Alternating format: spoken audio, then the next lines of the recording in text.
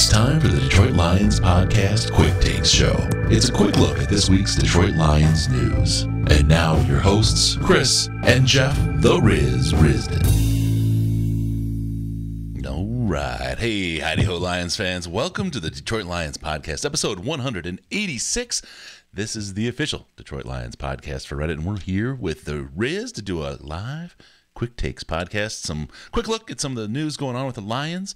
Riz, how are you doing today, my man? It is good to see you. Good to be with you. Having fun on this Friday. It's been quite a week. I'm glad that we're wrapping it up and getting ready for the Rams and for the draft. Yeah. And it's really nice to see you sitting there fully erect. I have to tell you, it's I'm sprawled out here on my pad. It's a special thing. All right. It really is. Two specific things we're going to talk about. This camera doesn't pan down. Oh, but you'll grow up. Two specific things we want to talk about today on the show. First, we're going to take a look at offensive coordinator candidates. We're going to go over a couple of names, some people to look for and see, is it true? Is it possible? And what's the chances the Lions go in there? And we're going to have our draft specialist, the Riz, talk about draft talk, kick off draft season, because let's face it, football season's over. I could take a quick look at some of the Lions options in the draft there. We got a pretty good little show here lined up. Riz, you ready to go, my man? Let's do it. Right. Let's kick this off and break it down. All right, let's hit up some of these quick takes. First, we have to let you know that this show is brought to you by our friends at Fanatics. How do you help us out? By helping them out? Or help yourself out, get your Lions gear, any kind of gear, Pistons, Red Wings, it doesn't matter. You like the team, it's sports related, it's there. But you don't go there. No. You go to DetroitLionsPodcast.com, click on the shop link, and you get all the stuff that Riz wishes he had. You can get your hot tub for the hot tub toaster party coming soon. More on that. And all the other stuff. And it's a seasonal thing, because there's a sports season all year round, isn't there, Riz? There really is, and as my kids will tell you, they can play those sports all year round. Yes, that's right. They have it's always to get at your money, folks. That's why there's sports seasons year round. Let's just be honest. That's for sure. No, if you want to get yourself a Pistons jersey, well, they're hot. They're looking pretty good. I was at the game last Friday night. They're a fun team. Yeah, very, very fun. All right, just head on over to DetroitLionsPodcast.com, click on the shop link, and get your gear. It's not just Lions gear. It's all available there. Help yourself by helping the show, by doing something you were going to do anyway. All right, first topic of the day, offensive coordinator possibilities. I think it's a foregone conclusion, at least it is for me, Riz, that Jim Bob Cooter is got 1 foot in his rear already. Is that oh, a fair God, assumption? I hope so. I really hope so. I can't imagine them evaluating this season and doing their self-scouting that all teams do at the end of the year and coming up with the thought that he did a good job. No. That he deserves to come back for what he's done. Now, yes, there are some mitigating circumstances. They don't have Golden Tate. They don't have Marvin Jones anymore. They don't have Kerryon Johnson probably this week. There's TJ Lang's gone, but my God, he's not doing what you need him to do with the weapons that he has. And I think that's pretty right. Exactly. It's pretty clear that he is who he is and who he always will be. As far as the Detroit Lions offensive coordinator, maybe he'll learn from the error of his ways and move on and spread his wings somewhere else, as a lot of people tend to do. Eric Ebron as an example.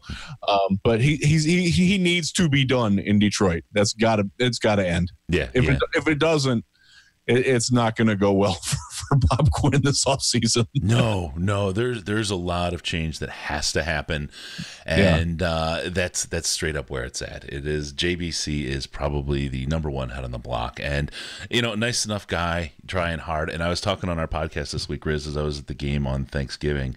On the sideline, you saw Jim Bob Cooter running that offense 100%. Behind his play card, you had Patricia with his surface. I was laughing saying he's playing Candy Crush, right? But he was working on the surface. You could tell when the play calling was happening, when the plays were going on, he was glancing up here and there, but he was not involved in running that offense in the middle of the field. When time's short, 2-minute drill, that kind of stuff, he's fully attentive in a part of it.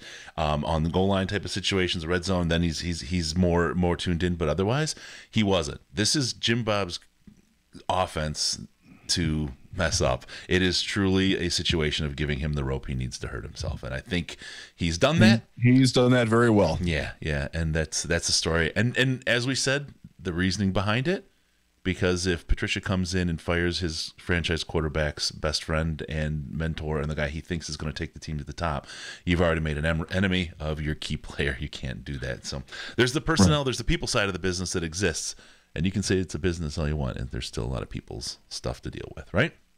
Absolutely, there is. That doesn't get talked about enough in the Lions sphere of fandom. Yeah, although they are starting to talk about that with Patricia. we try to bring that up for them, yes, as gently as we can. Yeah, no, that's good, and you guys do a great job. All right, so let's start talking about the offensive coordinator. Let's start internally. Are you okay with looking inside the organization first and see? Not really, but they'll get an interview, right? You have to. It's a people's eye. We talk about people, right? I mean, George Godsey is the one candidate that I think you would look at, right? You just got to remember, why is he here? He's here because in Houston, he failed miserably with Brock Osweiler as his quarterback. Bill O'Brien took back over the offensive play calling duties and won a playoff game with Brock Osweiler as their quarterback. There's Brian Hoyer year. Yeah. Ryan Mallett mixed in there too. Yeah. I think the only thing that he has in his favor is he spent some time working the tight ends, right? Right. He does technically have a background with receivers and tight ends and quarterbacks. So in theory, his resume looks pretty good. But the fact that he's an incumbent right now on a team where the offensive skill positions have not gotten at all better, I don't think. He has experience at a quarterback coach on a quarterback that's regressed massively this year too. So it's not necessarily all good experience, right? Yeah, I mean, but yeah, I guess you give him a little bit of credit for maybe Kenny Golladay developing, and Kerryon Johnson. He is what he is when he got here. So I'm not. Has Levine Tuiololo gotten any better? Oh, yards. Like that's how many he's gotten all year. Okay, so some people have put Jeff Davidson out there. I'm just going to put the big red no stamp on that right now. The offensive line coach is not going to find his way to the top of this list. He can come back. I don't have a problem with him coming back, but he doesn't need to be the coordinator. Yeah, there's definitely been some goodness there. I think a lot of where the problems have lied are really injury and an offensive scheme that have killed us on the offensive line role. I think he's shown in many ways how much that line has improved this year. You're right. He's a guy that can certainly come back. All right, let's dip our toe in the well. Let's take somebody who's not available yet but could be. And a guy who's seen success around the league in different places, Adam Gase. Current Dolphins coach. Yes, sir. Yes, a few more weeks anyways. Well, what do you think? What do you think of this guy? He's had Tebow, Manning, Cutler, Tannehill. He's had the whole gamut of quarterbacks. He's had some interesting characters. And it's interesting because Stafford, in terms of like his historical career arc and everything, probably fits in with that narrative as a guy who hasn't exactly achieved what you wanted him to achieve or what you would expect him to achieve relative to his physical skills. So I don't know. Gase has a reputation of being a hard ass. Yeah. And he has that with players and he has that with other coaches. He does not have a reputation in Miami as an easy person to deal with. And that's not just from the Miami media, who are generally not easy to deal with either, but from the coaches who've been there, from players who've been there. He and Patricia together would be interesting.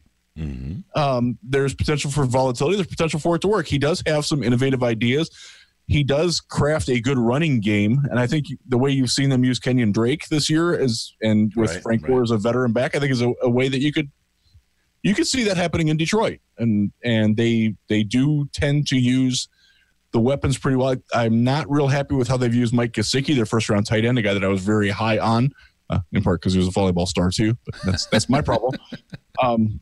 They just he would be worth interviewing. I'm not sure that he wants to come back to being a coordinator again. I think he's been a head coach. I think he can point at the Dolphins organization as why he hasn't succeeded as much as they would have liked, and possibly get another head coaching job. I have to be careful not to say head job, even though Jason Witten said it twice the other night. Yeah. Well, FCC doesn't like that. Well, we don't have the FCC, but I'm the opposite of the SEC, right? I point those things out when you say them. So yeah, no, that's great points. He's they say I've heard it say he could be a real star as a hire, but he's very polarizing. He's either going to be really well. He would be very hit or very miss, and I'm not sure that this management regime with Bob Quinn and Matt Patricia, and Patricia's coming back, folks. Just don't. So Stafford, by the way. Yes, Stafford is back as well. So you're looking at, if they get a big miss, and he could be a big miss, then that's accelerating the clock on Quinn possibly getting pushed out the door too, and that's not something that I think Quinn is all that interested in doing. No. We have a weather report. Pants are doubtful this weekend for the Rams game. It just came in the live chat. All right, so we could talk about Cliff Kingsbury, but he's gone, right? He's to USC. Isn't that who they just hired? Allegedly, I don't think there's ink on that contract yet. I'm not, and somebody actually asked me about this on Twitter, and I forget who it was. Otherwise, I give you credit. But I'm not exactly. I'm not a huge Cliff Kingsbury fan. Some of it has to do with the fact that their blocking schemes that they've used at Texas Tech have not translated well into the NFL. Mm-hmm. If you watch the Colts, LaRaven Clark. We had Adrian Waddle. Was a reclamation project from the Texas Tech style of offense. It's a very weird system.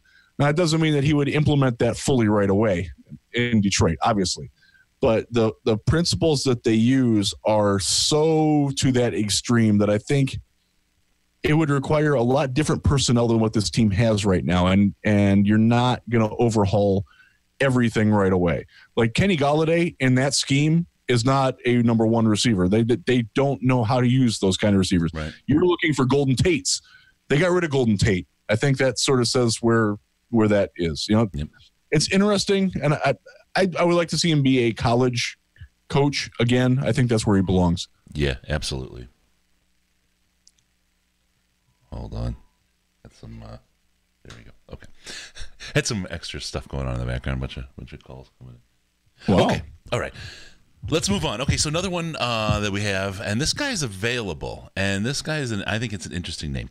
I'm just going to call him Nate, but it's Nathaniel Hackett. He's the former offensive coordinator from the Jags. Here's a guy who, you could probably say there's a couple things. Syracuse ties, right? Which, of course, you have to start thinking about that. But that's right. The other side of it is, let's be frank, he made Blake Bortles look pretty good. Blake Bortles without how in the talent. Hell did that happen? Right. So here's a guy, he seems to have a magic wand, and let's face it, we need one ourselves. What do you think this looks like for the Lions? He definitely is someone that I think probably should get more attention as a candidate, because like you said, he does have Syracuse ties. He is a football lifer. His father was a coach as well. This is a guy that is the fact that he won playoff games with Blake Bortles as his quarterback.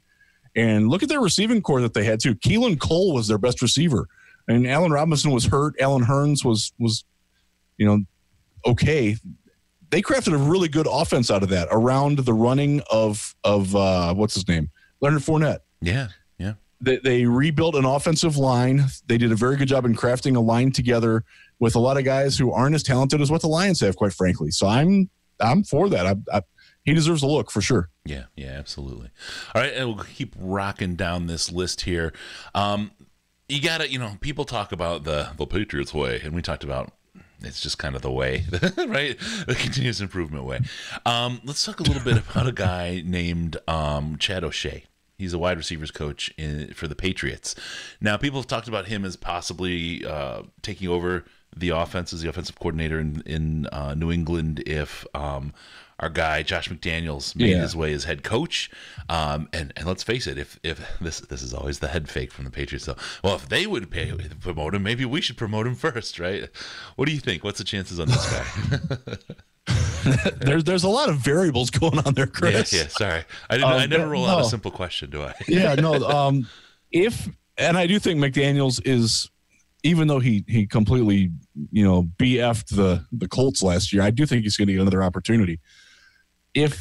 This year, you think? That's questionable.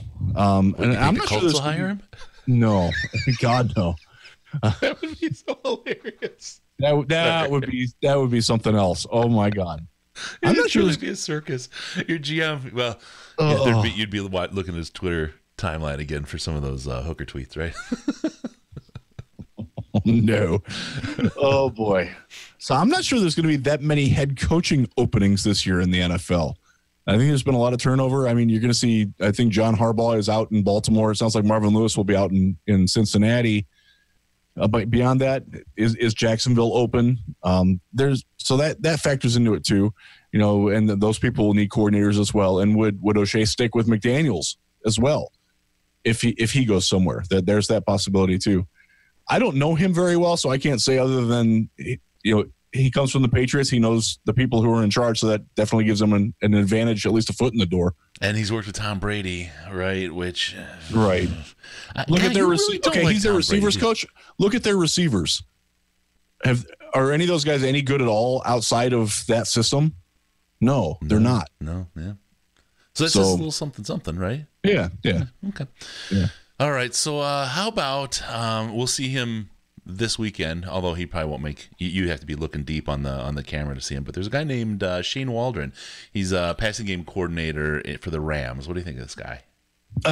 He got an interesting profile too. He's if you've seen a picture of him with the full length, he looks like a normal guy up top, and then you get down to the belly and he's Patricia-like. It's weird.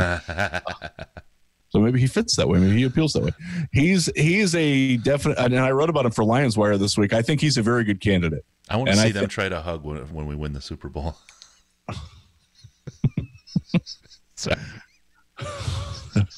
So stupid. All the navel gazers are going to love that one. So stupid. Okay, I'm sorry. Go ahead. That would be something else. No, he is somebody who's definitely getting a lot of credit. He's worked with a lot with Jared Goff, but he's also crafted an offense with a very bright and innovative guy in Sean McVay. They seem to work very well together. They seem to bounce ideas off one another. You can't give McVay all that credit. He gets a lot of it. He's been fantastic. Home run hire. Mm-hmm. But yeah, I like Waldron a lot. I like him better than I like their quarterback coach, Zach Taylor, who is, from what I've gathered, and this is just me, reading tea leaves in between lines and stuff, is that he is probably more likely to get a head coaching look than Waldron is for whatever reason. I can't explain that. But Waldron would be very fun. And it seems like the Rams are sort of at peace with letting guys go. They think that they can keep the party rolling. Yeah, they can't. They're going to get hit with all kinds of money issues and everything else. This is it, right? Yeah, they're going to have to pay Goff. They're going to have to pay Gurley. They're going to have to pay all those guys at some point. And the thing about Waldron, the one other thing is he's been known to work a tight end once in a while, right? So that's good for him. No, that's one that I'm interested in, and I am too. I think he's somebody that I think the Lions should have a lot of interest in. Let's put it that way. And the idea of, and I think this is what Patricia needs, is that kind of person to bounce ideas off of him. I think, I think that's what he's looking for. It's a Belichick-ish kind of thing. I think Patricia wants it a little bit differently, but Patricia would come up with this master strategy. Hey, I noticed this situation. I want you guys to come up with something to do that, and then they would bounce those things back, right? Yeah. He may think that he's doing that. He may not do that as well as early on. I don't know enough about him to know, but I know he wants his guys to come back thinking about how to scheme for those situations, and a guy like this really fits a role like that. Definitely. One of the things that you're going to look at for any coaching hire is that they're going to have to be smart, and they're going to have to be expressively smart, because Matt Patricia does not have he has a very low threshold for stupidity. Right. Much like me, right, Riz? Myself as well. Yes, that's why I was a terrible teacher. That's why we do this together, because we are too smart for anybody else. We can't suffer the fools that we know. Okay, anyway, that's a good run. Actually, I was going to wrap it up. Let me see. Is there anybody else on your list maybe you want to cover really quick before we move on? If the Cleveland Browns are stupid enough to let Freddie Kitchens go, you've got to get him. Yeah. And that is the stark night and day difference, because when Todd Haley was running that offense, they were crap. Mm-hmm. Since then, Baker Mayfield has been the second best quarterback in the NFL. Their best wide receiver is Rashard Higgins. And put that in your pipe and smoke it. And that is, I think, one of the most key points that we have to think about. And you look at what changed in Cleveland, and it was the coordinator, and look at the turnaround on that team. Tell me changing to Bob Cooter isn't going to be fixing so much for this team. They did specific things, too. They got the ball out of Baker's hands quicker. They forced tempo. They had him have easier first reads on plays. Yep. Not that he necessarily needed it, but he's taking advantage of it. And those are simple things that Jim Bob Cooter could do those things in Detroit too, and hasn't. Yeah, and the other thing I want to hit. I'm going to throw another name at you. It's come out of the live chat, but I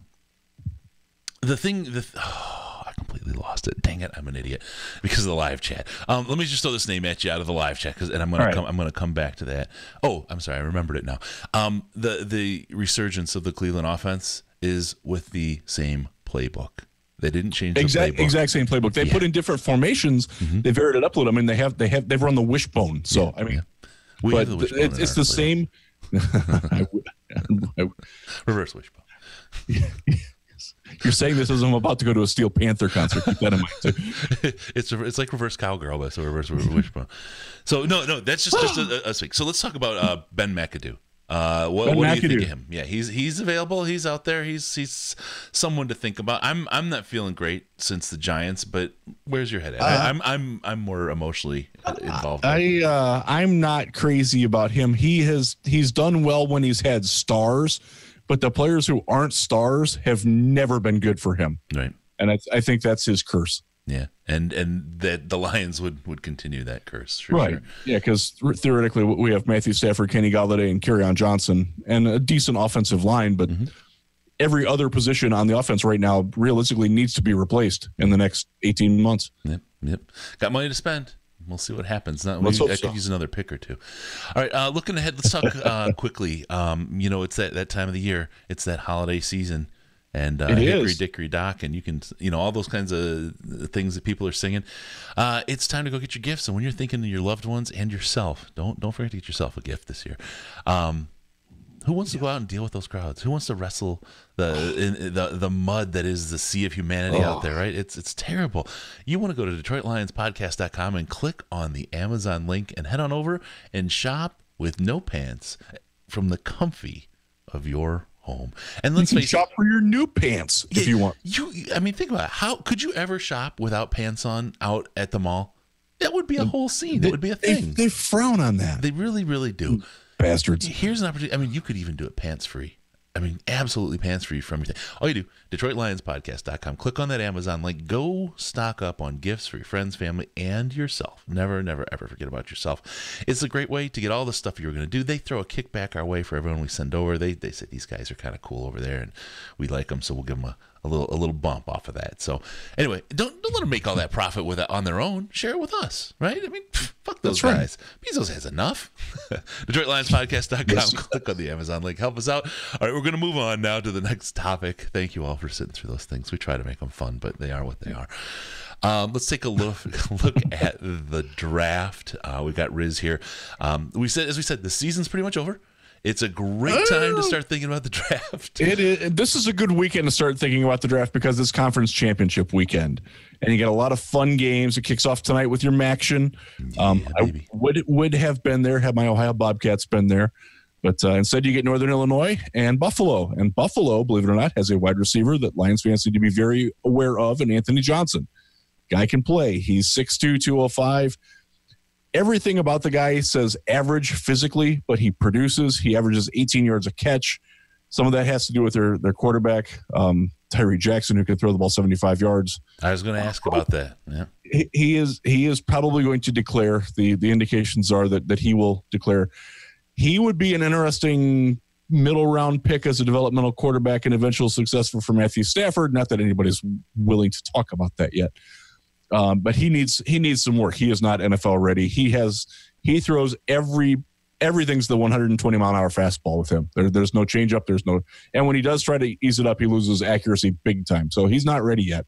But Johnson is a guy who's proven he can catch balls from a guy who throws flames all the time. Which is huge, and in Golladay, a guy who showed in his college years he could catch balls that were not, that were at the edge of the wingspan, right? Well, yeah, it's Northern Illinois. You're seeing Northern Illinois tonight. Their quarterback situation. I don't know how they win one game, let alone what they go 7-5 this year, but that still won the MAC West. MAC West, by the way, terrible. Yep. But Max Sharpring is the left tackle for Northern Illinois. He's a guy that's going to get drafted. He's a senior bowler.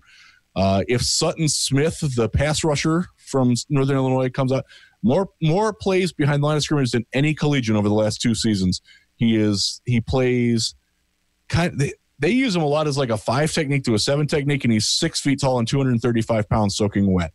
So he has a massive advantage in collegians that way. He's going to play outside linebacker in the NFL, and he needs some work, but there's a lot to work with there. If you're familiar with Jerry Hughes when he came out of TCU, is that kind of guy. And it took Jerry 5 years before he was a competent NFL player. Sure.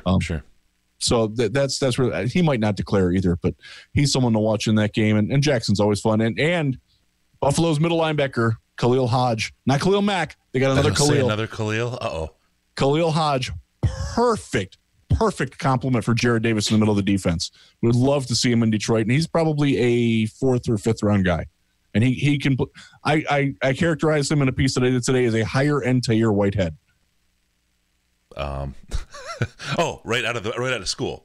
Yeah. Okay. Cool. Yeah. Oh, yeah. He has some of the same limitations. He's not the most fluid person, but he is one of those guys that he sees the play that's coming before it happens and gets there and reacts to it, and he can thump people. Nice. Yeah. All right. There's my Maction preview. We're looking at that is your Maction preview. There's a lot of talk we need that. Well, there's 2 real positions. We need that replacement for Golden Tate people are talking about. And there's this one position we've talked about forever, and tight end. And what do we got? What's going on? Who can we watch this weekend that may make us get loosen our pants a little bit? Tight end is tough because there's not a lot of great ones that are playing this weekend. I think Washington has a guy. And I haven't watched Washington much this year, so I don't know that much about them. Their best player is a defensive end, as far as the Lions are concerned. Yeah, there's wide receiver.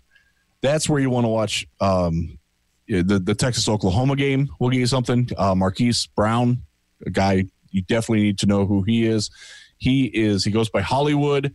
That's the kind of guy he is. He is a playmaker. He is confident. He has that Golden Tate swagger. He is going to get taunting penalties. And I think there's a lot of people who sort of miss that about Golden Tate. I hate taunting myself, but I don't mind when you show somebody up, let them know a little bit. I'm okay with that. I'm quietly okay with that. So that's somebody that I'm definitely looking forward to. And his matchup against Chris Boyd, the Texas cornerback, is something to watch because the Lions have watched a lot of Chris Boyd, the cornerback from Texas. Just keep him in mind because they have. Excellent. All right. Let's take another swing. Besides this weekend, who else are we going to give us 2 or 3 other guys that we're going to look at and we should watch here in the next couple of weeks? Well, you're going to want to watch the Iowa game whenever they get into a bowl game because their tight ends, they have 2 tight ends, Fant, and the other guy has a long name and I can't think of it. But he's probably the better prospect, even though Fant is a better athlete. But if you liked George Kittle, you're going to like both of these guys. You're not going to love them. I don't think either of them is as high end as George Kittle is, and he's been great. And I'll shout out to my guy Beast for being all over that back in the day. But yeah, they are both going to be 2nd to 3rd round picks, day 2 picks. And the Lions need not 1, not 2, but perhaps 3 new tight ends this offseason. They certainly have to upgrade one of them. So I think Iowa is good. They've seen Iowa live at least 3 times that I know of, and probably more than that. Do you think we're going to dip into free agency in the tight end market here? Good. I hope so. I honest to God, I have not looked at free agency at all at who's available in that, but that's certainly something to look at too. Yeah. Seems like when you need that many people at a position, and tight end's a good position to grab for free agency because you can get at least a decent spend on it, right? And there's a chance that a new offensive coordinator could bring out the better of Luke Wilson too. I'm not ready to throw the towel in on him yet, but if Cooter's back, he needs to go. Yeah. he ain't fitting. Yeah, Cooter's not coming back. All right, give us. Can you imagine if he came back? Oh, the horror. Give us the player from Alabama that we want on the Lions. Oh my God, who don't you want on the Lions? You got to go with the perennial number 1, right? So you got to say who comes from there to here. You don't really need him because I think the defensive line has come along pretty good. But my God, Quinnen Williams, he good. He can play. He can play right away. He can play next to Deshaun Hand right away. Yeah. He is a top. If you want him, you're going to take him wherever the Lions pick first, which is probably going to be in the 5 to 10 overall range.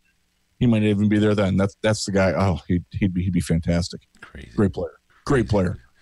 Any thoughts at safety? Glover Quinn seems to be a point of conversation these days. I don't know that he sees the Lions next year. Love the guy. I absolutely love the guy. Right? I'm not down on him. Nothing but love for Glover Quinn and what he's been. But he's not that guy anymore, and it's painfully obvious the more that you watch. If you watch the All-22 on the coaches' film on the NFL Game Pass, you will see that Glover Quinn should not be playing more than situationally anymore. And that just the way it is. He's 32 years old. He's been through a lot. Yep. Been a fantastic player, great guy in the locker room, wonderful citizen. We will fondly remember him as one of the best free agent signings in franchise history. Yeah, for the city alone, right? Just for what he's done in the city. Yeah, absolute wonderful human being.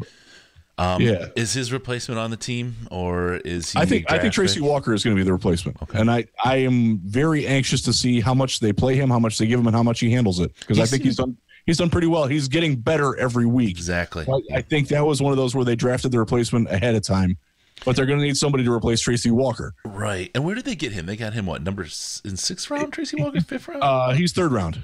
Third round. God, that's higher than I remember. Number 77 overall out of Louisiana Lafayette. There you go. God, good player. I wish I had a memory like you, Riz. That's it, folks. Don't do drugs. Riz told you about it. Now you can see why. That's true. Never done drugs in my life. Me too. Okay, let's call it a day. Don't forget, we're available. A great way to help the show, keep us running and doing these great things. Patreon.com/Detroit Lions Podcast. Patreon.com/Detroit Lions Podcast. There's a Slack chat available for the Patreon people. It's super intelligent. Riz drops in. It really is. There's some good conversations in there that are like nuanced, and people pick up on the nuance. Right. It's so much better than Twitter. It's so much better than your typical message. Even Reddit sometimes gets a little. Oh yeah, Reddit's a mess. It's a mess right now, and they're doing a good job trying to clean it up. But yeah, we've got a great group of people there. If you want to join it, hit the Patreon thing. Riz comes in, drops bombs every now and then, shakes everybody up, leaves the place a shamble. Patreon.com/Detroit Lions Podcast. As little as $1 a month, a donation will get you access to that. Also, we're doing the thing with Blandino. We're doing a shoot. You get a chance to maybe be part of the cast on that and some of the other stuff. So great way to join the show. Remember, we're looking for your involvement. Use the comments in the subreddit.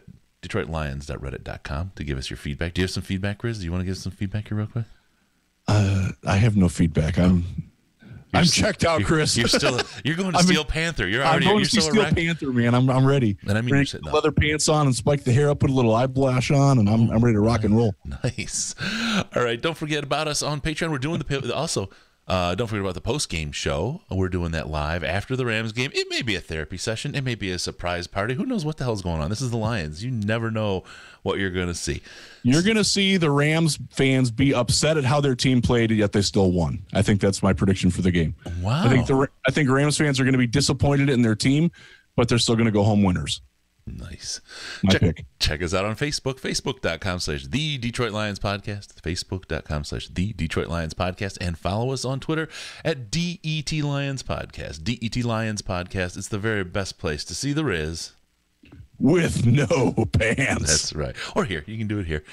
You want to give us some feedback? You can call us on Skype, Detroit Lions Podcast, all one word, Detroit Lions Podcast, or call us on the Lions line. 929-33-LIONS, 929-335-4667. And be sure to go to DetroitLionsPodcast.com, subscribe to the podcast so we can come in your little box automatically. Do it.